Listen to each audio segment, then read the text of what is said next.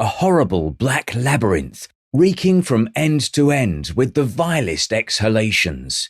Its streets mere kennels of horrent putrefaction. Its every wall, its every object, slimy with the indigenous ooze of the place, swarming with human vermin, whose trade is robbery and whose recreation is murder. The Catacombs of London, darker, more tortuous and more dangerous than those of Rome, and supersaturated with foul life. You are now entering London's East End to experience the Autumn of Terror. Please note that this episode contains adult themes and descriptions of violent crimes which may not be suitable for all audiences. The use of the term prostitution is in no way intended to cause offence, but it will be used in this series for historical accuracy, as that is what it was referred to back then. Primary sources have been used as much as possible. This series has been created with the utmost respect for the victims in mind.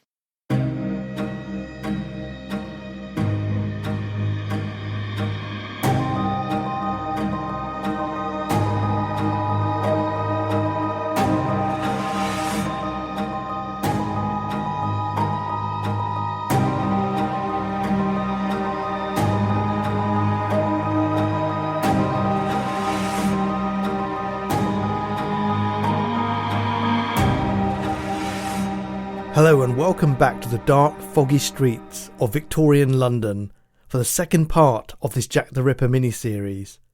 If you haven't already, please go back and listen to the first episode where we discovered the vicious murders of Emma Smith and Martha Tabram. Although they were killed not long before the 5 canonical victims, many researchers don't believe they died at the hands of the Ripper. So let's jump in a hansom cab and make our way to the scene where the first of the confirmed Jack the Ripper victims was found.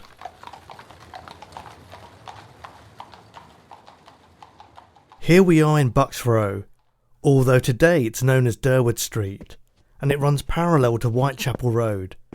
If you look around, you'll notice it's extremely dark. There was only one street lamp at the end of the road. The shadows make it feel even more threatening and oppressive. It was just 24 feet across at its widest end, although this was not the narrowest street in the area by far. The road was lined with warehouses, factories and terrace cottages, as well as a 5-storey high board school, which educated children between 5 and 12, and had a distinctive rooftop playground. In 2020 this building still exists, but has been turned into apartments. What we're looking at is Brown's stable yard, which sat between the board school and a row of cottages. It's about 3:40 a.m. on Friday 31st of August 1888. It was in front of the dark gateway belonging to Brown's stable yard that an unwitting man on his way to work first stumbled upon the terrible sight of a body. If we listen quietly, we'll hear what happened as the scene played out. This is dramatised, but based on witness testimony from the time. What's this? Oh my god, it's a person! Come and have a look over here. There's a woman lying on the pavement. Let's have a look. Her hands and face are cold. I believe she's dead. I think she's still breathing, but very little if she is. Come on, help me lift her. I don't think we should. Let's find a bobby. A bobby was a slang word for a policeman in those days, as it was the nickname of Sir Robert Peel, who set up the first official police force in England in 1829. Consequently, they were also sometimes known as peelers. The Metropolitan Police was split into 20 divisions covering different areas of the city. Constable Misen of H Division was on his beat in Hanbury Street, a road name you'll need to remember for later, as it would soon become the scene of another murder. A beat was the term for the territory that a police officer patrolled, and each officer had his own beat, which would normally take between 15 and 30 minutes to walk. They would continue walking this route for the duration of their shift, checking that everything was normal, acting on anything suspicious, and generally making their presence known, both for reassurance and deterrence, depending on whether you were an innocent citizen or a criminal. At some point, the officers on duty would meet up at a fixed point called a joining beat. Another part of Constable Mison's role was as a knocker-upper. Despite the strange name, this was quite simple and just involved him knocking on people's doors to wake them up for work, a bit like a primitive alarm clock. Many people in those days had to get up as early as 3 or 4 o'clock in the morning, and I'll be talking a bit more later in this episode about the kinds of jobs people in Whitechapel had. Time to wake up! Get up for work, time to wake up! Constable, there's a woman lying in Bucks Row on her back. She must be either dead or drunk. Alright, show me. Constable Mison hurried to the scene, but by then, Constable Neil of J Division had already stumbled across the body on his beat. With the aid of his lamp, he saw the woman's eyes were wide open and blood was oozing from her throat. Her bonnet was lying next to her side, close to her left hand.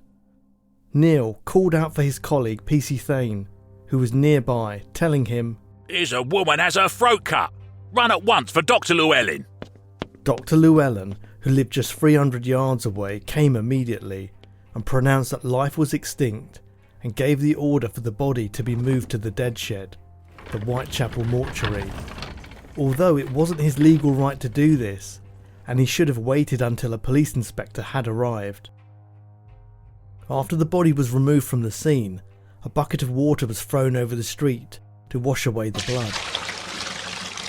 As it was still quite dark, the full nature of the crime didn't become apparent until after the body arrived at the dead shed, which also explains why the 2 men who first found it didn't notice the extent of the woman's wounds. Also, she was lying on her side when she was found. One of the men would later testify that he thought at first that the body was a tarpaulin left in the road. On examining the corpse, Inspector Startling noticed that the victim had been horribly mutilated, the intestines hanging out of a deep abdominal wound, and he called the Welsh doctor back to conduct a full post-mortem. Here's how one newspaper reported the murder. The affair is enveloped in complete mystery, and the police have as yet no evidence to trace the perpetrators of the horrible deed.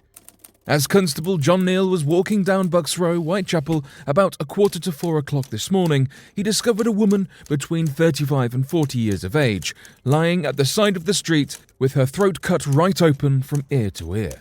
The wound was about 2 inches wide and blood was flowing profusely.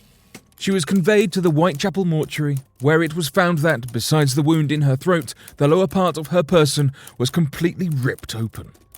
The wound extends nearly to her breast and must have been effected with a large knife. As the corpse of the woman lies in the mortuary, it presents a ghastly sight. The hands are bruised and bear evidence of a severe struggle. Some of the front teeth have been knocked out, and the face is bruised on both cheeks and very much discoloured. Dr. Llewellyn's post-mortem report gave a little more detail. Now, I just need to go into the coroner's office to get the paperwork for you, so I hope you don't mind waiting here for a moment. Please feel free to take in the sights and sounds around you, and I won't be long. How pleasant to see you, Mr. Rumler. Good morning. How are you faring, Mr. Berg? Have you spoken to Mr. Hutchinson or Mr. Evans lately? No, I haven't. But I have been in the company of Mr. Blommer. He's a fascinating gentleman.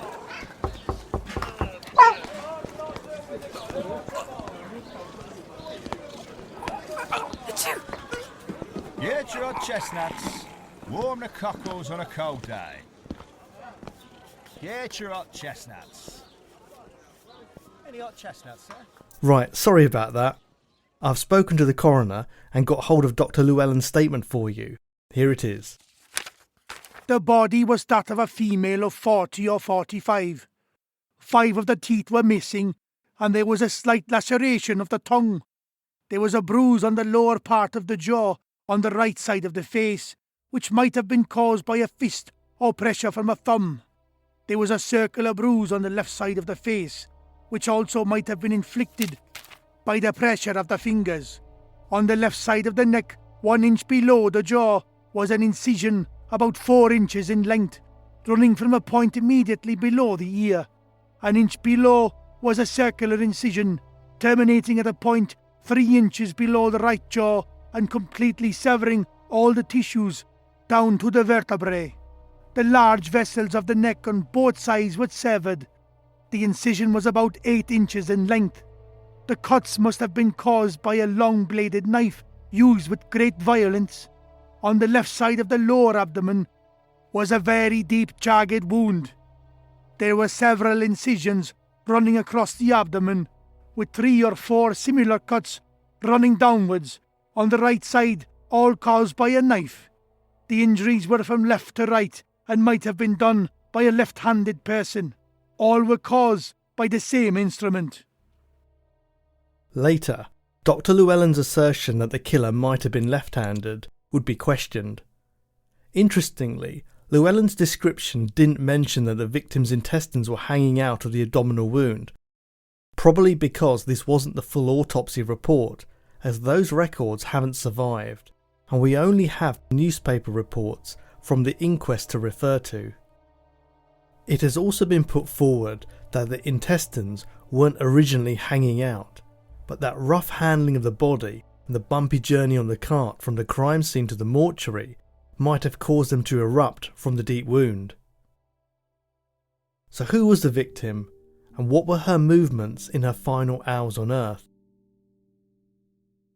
Mary Ann Walker, often known as Polly, was born in 1845 in Shoe Lane in the City of London and had celebrated her 43rd birthday just 5 days before her death.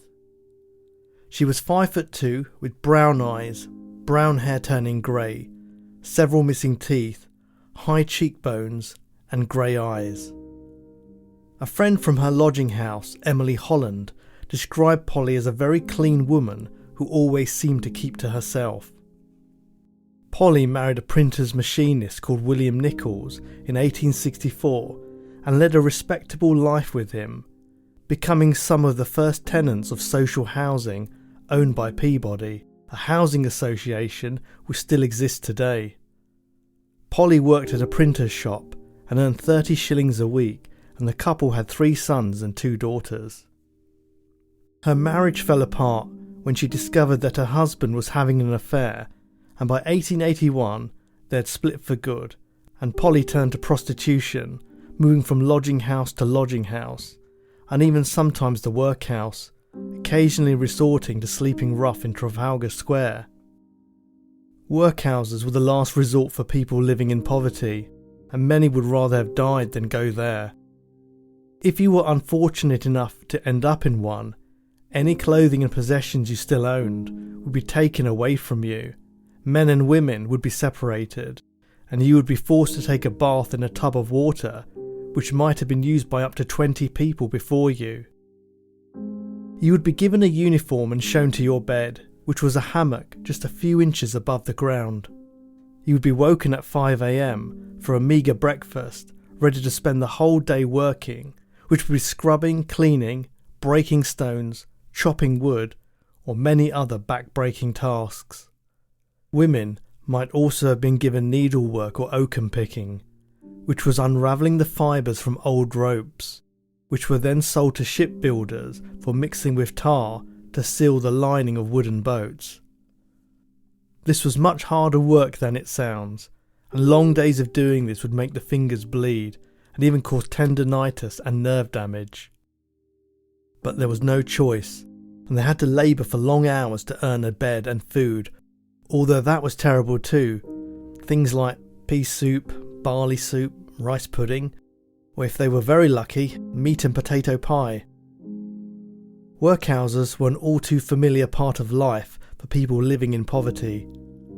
Silent film actor Charlie Chaplin spent time in a workhouse when he was just 7 years old, and American author Jack London visited England in 1902 and spent time in workhouses and doss houses just so he could experience what life was like for those inside them. Fortunately for Polly Nichols, when she went to Lambeth Workhouse on 16th of April 1888, she didn't stay there long.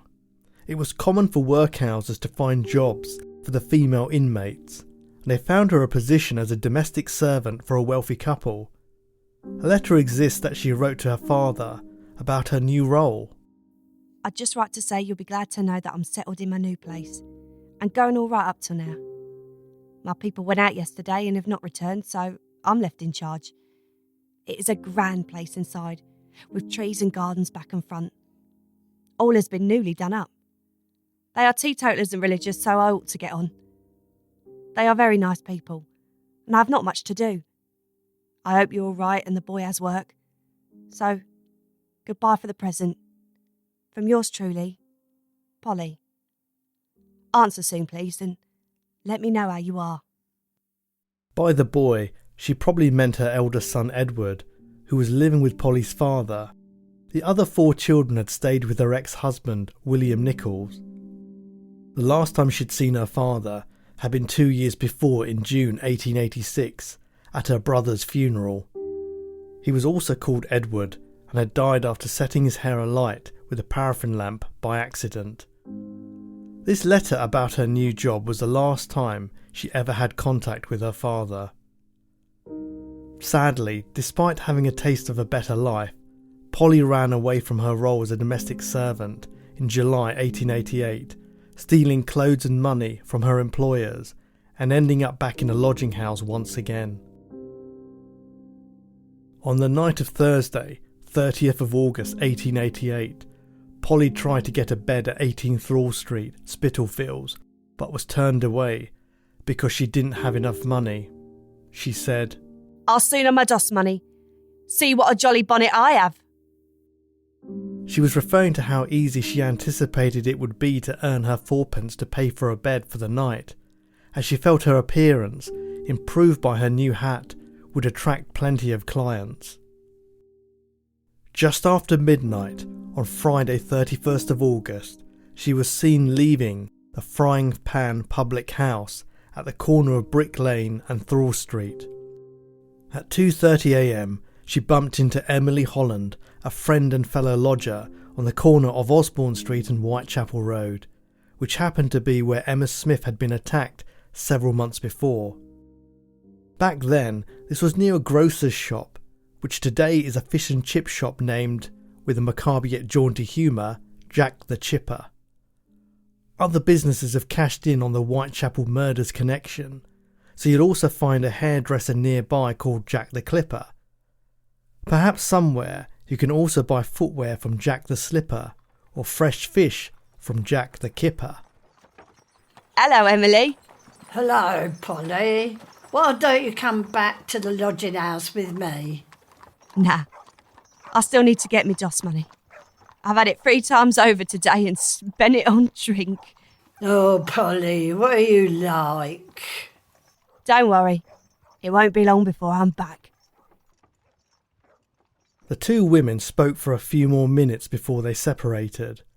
Emily to return to the lodging house, Polly clearly drunk, to find another client to earn her DOS money for the night. She staggered east down Whitechapel Road, and this was the last time she was seen alive. Just over an hour later, she was found dead in Bucks Row. The autumn of terror had just begun.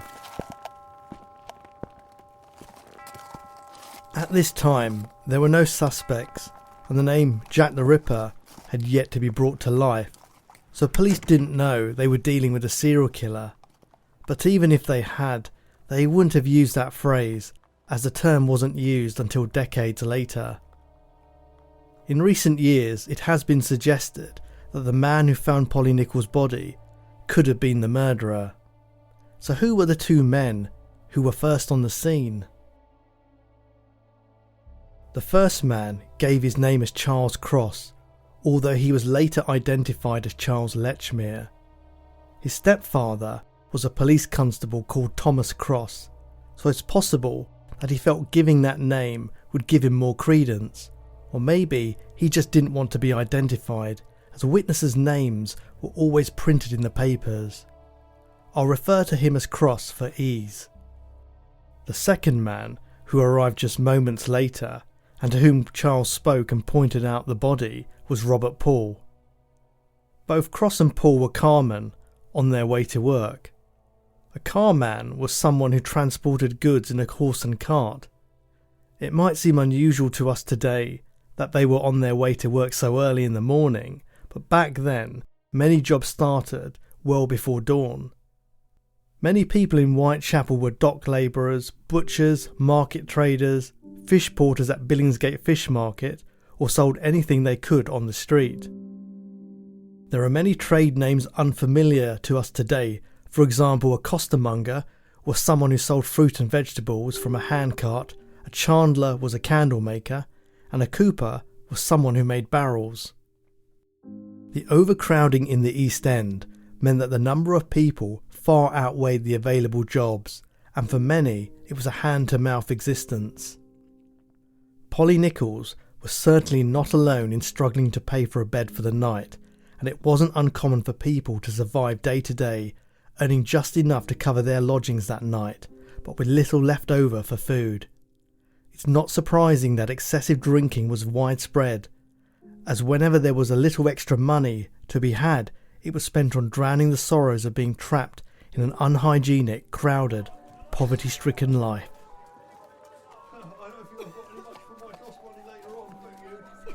God blimey. Just wait till I tell me old mum. Get your hot chestnuts. Warm the cockles on a cold day. Read all about it. Get your hot Read chestnuts. all about it. Nasty Any hot murder chestnuts, in sir? Bucks Row. Cross and Paul neither saw nor heard anyone leaving the scene of the murder. Cross lived in nearby Doveton Street, just half a mile away from Bucks Row, and it would have taken less than 10 minutes for him to arrive at the scene after leaving his home. He worked for a company called Pickford's, which still exists today.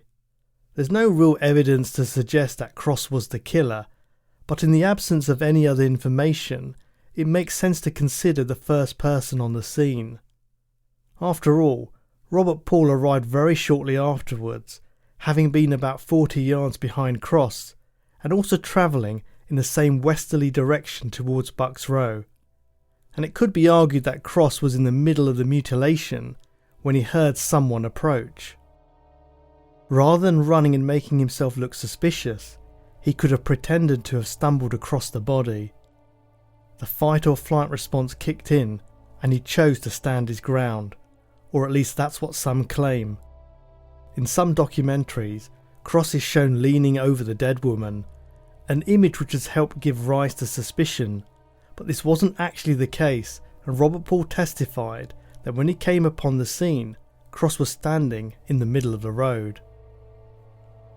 There was a misunderstanding in the reports about the wording used when Cross and Paul approached a policeman, as Constable Misen claimed the two men said, "You're wanted in Bucks Row by a policeman," or words to that effect. However, Cross and Paul both denied this at the inquest. People who suspect Cross was the killer use this to their advantage, suggesting that by telling Misen they'd been sent by another police officer at the scene, they were giving the impression that the other Bobby would have taken their details already, thereby avoiding any suspicion falling on them from Misen. It's probable that when Misen arrived in Bucks Row and saw that Constable Neil had already found the body, the facts of the conversation simply got mixed up in his mind, and he assumed that Cross and Paul had mentioned that a policeman was already at the scene. I think it's unlikely that Charles Cross had anything to do with the murder of Polly Nichols, and surely somebody would have noticed he was covered in blood. Besides, killing someone on the way to work would be a bad idea for this very reason. A question that remained was, where did Polly go between 2:30 a.m. when she parted from Emily Holland and 3:30 a.m. when she was killed? It would only have taken 10 to 15 minutes to walk from the corner of Osborne Street and Whitechapel Road to Bucks Row. What happened to the remaining 45 minutes? The pubs were closed by 2 a.m, so it was assumed that she was walking around looking for customers. Whitechapel Road was busy, even at that time of night, but although it's therefore possible that people did see her, they may not have had any particular reason to remember her. As for how the murderer struck, he could have pretended to be a client and lured her away to a quiet spot, or alternatively, it could have been a very sudden blitz attack with no prior communication at all.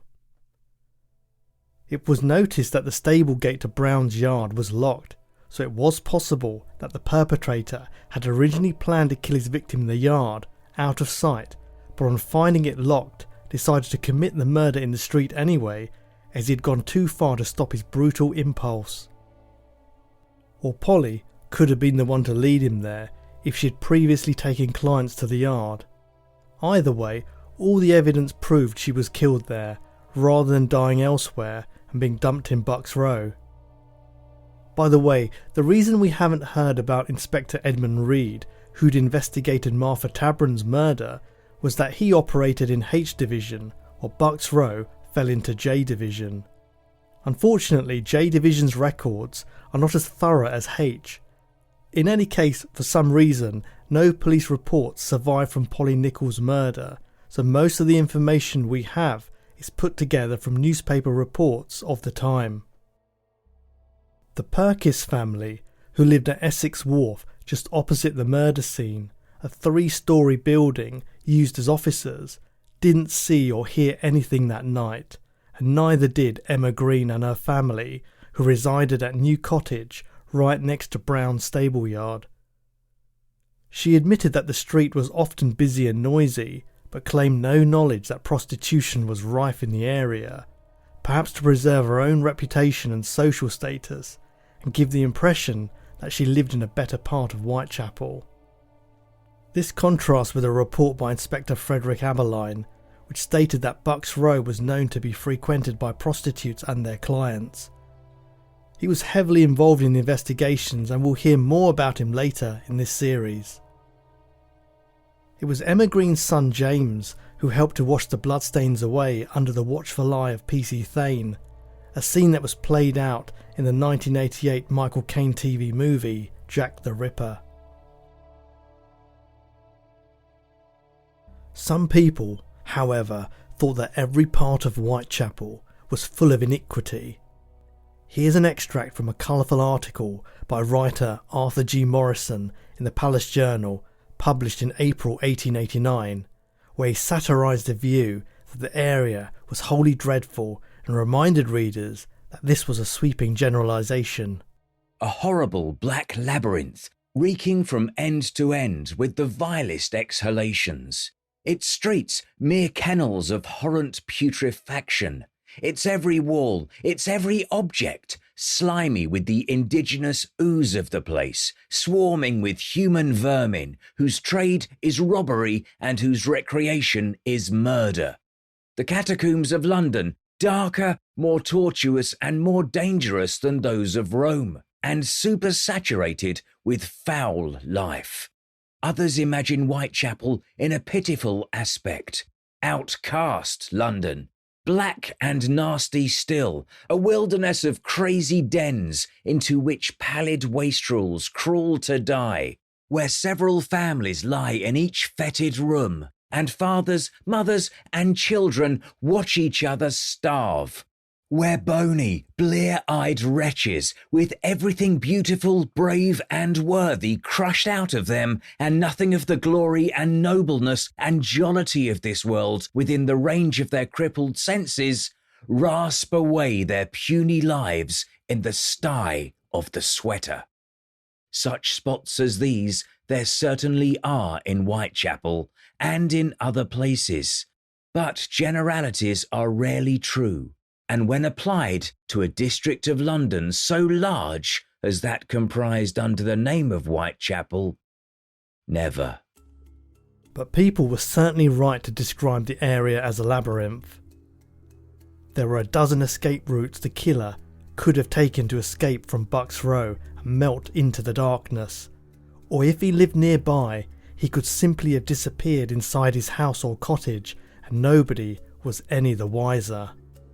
The maze-like nature of the Whitechapel streets could certainly explain why nobody saw the murderer escaping.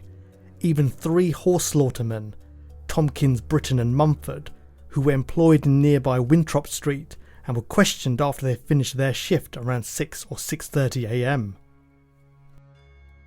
At the inquest, rigorously presided over by Coroner Wynne Baxter, night watchman Patrick Mulshaw, who was employed by the Whitechapel District Board of Works, said that on the night of the murder, he was at the back of the Working Lads Institute, also in Winthrop Street. He was on duty all night until just before 6 a.m, watching some sewage works, presumably as a sort of watchman to make sure nobody interfered with them. He admitted to having fallen asleep a few times during the night, but was adamant that he was awake between 3 and 4 o'clock, and said he didn't see anyone during that time, and didn't hear any screams or cries for help. The first he knew of the murder was when a passerby said, "Watchman, old man, I believe somebody is murdered down the street." And yes, those were the exact words that were quoted in the inquest. They had a strange turn of phrase back then. Either the killer had passed by unnoticed when Mulshaw was dozing on duty, or maybe he did hear something but didn't realise what it was and considered it to be unimportant. Another witness, Harriet Lilly, lived just 2 doors down from the spot where the body was found. I slept in the front of the house and could hear everything that occurred in the street. On that Thursday night I was somehow very restless. Well, I heard something I mentioned to my husband in the morning. It was a painful moan, 2 or 3 faint gasps, and then it passed away. It was dark, but a luggage train went by as I heard the sounds. There was, too, a sound as of whispers underneath the window. I distinctly heard voices, but cannot say what was said. It was too faint. I then woke my husband and said to him, "I don't know what possesses me, but I cannot sleep tonight."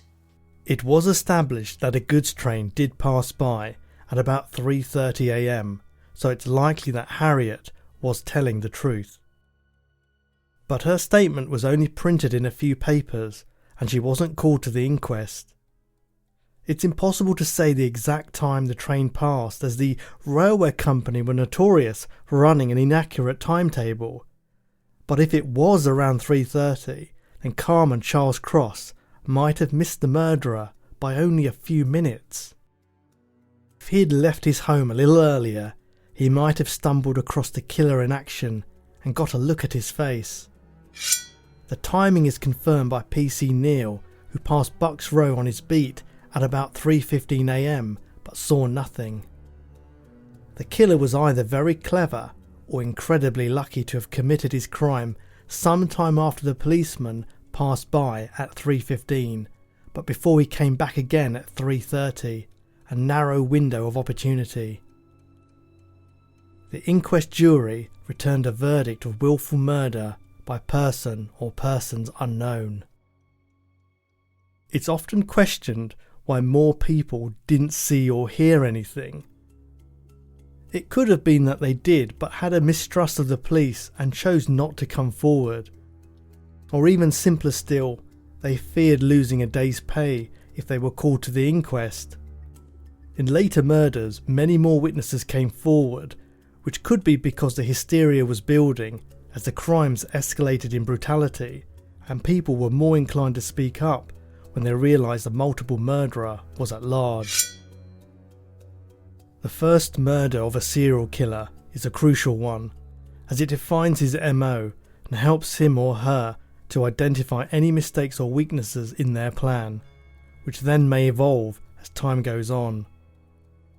Although the murder of Polly Nichols in Bucks Row was the first of the 5 canonical Ripper murders, it doesn't receive as much attention as the others, perhaps due to their lack of official police reports and the need to rely on newspapers.